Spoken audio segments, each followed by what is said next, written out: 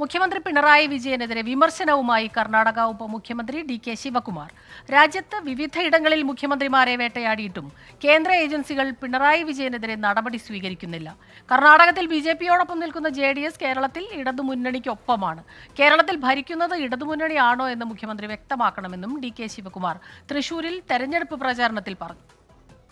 One leader in this country, one chief minister in this country, who is free, who is having an understanding with the BJP, one coin with two faces, that is your Kerala chief minister and his family.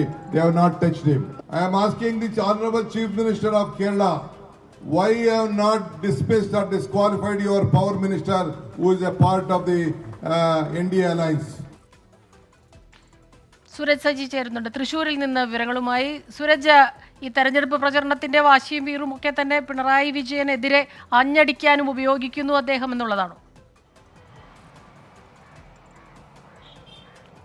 Smitha, ഈ ദേശീയ നേതാക്കളെ അടക്കം എത്തിച്ചുകൊണ്ട് തൃശ്ശൂരിൽ തെരഞ്ഞെടുപ്പ് പ്രചാരണം അങ്ങനെ കൊഴുക്കുകയാണ്. എല്ലാ മുന്നണികളും ഈ ദേശീയ നേതാക്കളെ കളത്തിലിറക്കിയുള്ള തെരഞ്ഞെടുപ്പ് പ്രചാരണ പ്രവർത്തനങ്ങളിലേക്ക് ശക്തമായി കടന്നിരുന്നു. ഇതിന്റെ ഭാഗമായിക്കൊണ്ടാണ് കെ മുരളീധരന്റെ തെരഞ്ഞെടുപ്പ് പ്രവർത്തനങ്ങളുടെ പ്രചാരണാർത്ഥം ഡി.കെ. ശിവകുമാർ ഒല്ലൂരിലെത്തിയത്. ആ സമയത്താണ് ഇത്തരത്തിൽ മുഖ്യമന്ത്രിക്കും കുടുംബത്തിനുമെതിരെ രൂക്ഷ വിമർശനവുമായി രംഗത്തെത്തിയത്.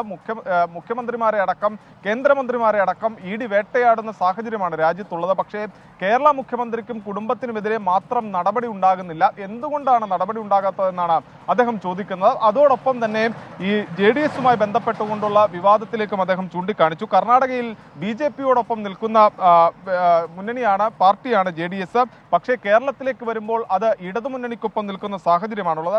കേരളത്തിൽ ഇടതുപക്ഷ സർക്കാർ ഭരിക്കുന്നുവെന്നാണ് പറയുന്നത്. അങ്ങനെയെങ്കിൽ കേരളത്തിൽ ഈ ജെഡിഎസിനെ ഉൾപ്പെടുത്തുന്നതിലൂടെ കേരളത്തിൽ നടക്കുന്നത് ഇടതു ഭരണമാണോ അതോ NDA ഭരണമാണോ എന്ന് മുഖ്യമന്ത്രി വ്യക്തമാക്കണം എന്നുള്ളതാണ് ഡി.കെ. ശിവകുമാർ പറയുന്നത്. അതോടൊപ്പം തന്നെ കേരളത്തിലെ രാഷ്ട്രീയ സാഹചര്യങ്ങളെക്കുറിച്ചും അദ്ദേഹം രൂക്ഷമായ രീതിയിൽ വിമർശിക്കുന്ന ഒരു സാഹചര്യമുണ്ടായി. പെൻഷൻ ഉൾപ്പെടെ മുടങ്ങുന്ന ഒരു സാഹചര്യം, അതോടൊപ്പം തന്നെ സാധാരണക്കാരന് ജീവിക്കാൻ കഴിയാത്ത സാഹചര്യത്തിലേക്ക് സംസ്ഥാനം പോയി. ഇതിനെല്ലാം പിന്നിലുള്ളത് ഇടതു സർക്കാരിന്റെ ഭരണമാണ്. അതുകൊണ്ട് തന്നെ ഇടതു സർക്കാരിനെതിരായി കൂടി ഈ തെരഞ്ഞെടുപ്പിൽ വോട്ട് രേഖപ്പെടുത്തുന്ന തരത്തിലേക്ക് പോകണം എന്നാണ് അദ്ദേഹം ചൂണ്ടിക്കാണിച്ചത്. അതോടൊപ്പം തന്നെ കേന്ദ്ര സർക്കാരിന്റെ നടപടികളെയും എല്ലാം രൂക്ഷമായി വിമർശിക്കുന്ന ഒരു സാഹചര്യമുണ്ടായി. സംസ്ഥാനത്ത് കോൺഗ്രസിന് പിന്തുണയേറി എന്ന് ചൂണ്ടിക്കാണിച്ചുകൊണ്ട് എന്തായാലും കെ മുരളീധരൻ വോട്ടഭ്യർത്ഥിച്ച ശേഷമാണ് ഒല്ലൂരിൽ നിന്ന് മടങ്ങിയത്. 3 മിനിറ്റ് നേരം അദ്ദേഹവും കെ മുരളീധരനും ഒരു ചെറു റോഡ് ഷോയും ഒല്ലൂരിൽ സംഘടിപ്പിച്ചിട്ടുണ്ട്. അങ്ങനെ ദേശീയ നേതാക്കളെ കൂടി എത്തിച്ചുകൊണ്ട് തൃശ്ശൂരിൽ ഈ തെരഞ്ഞെടുപ്പ് പ്രചാരണം കൊഴുക്കുകയാണ്.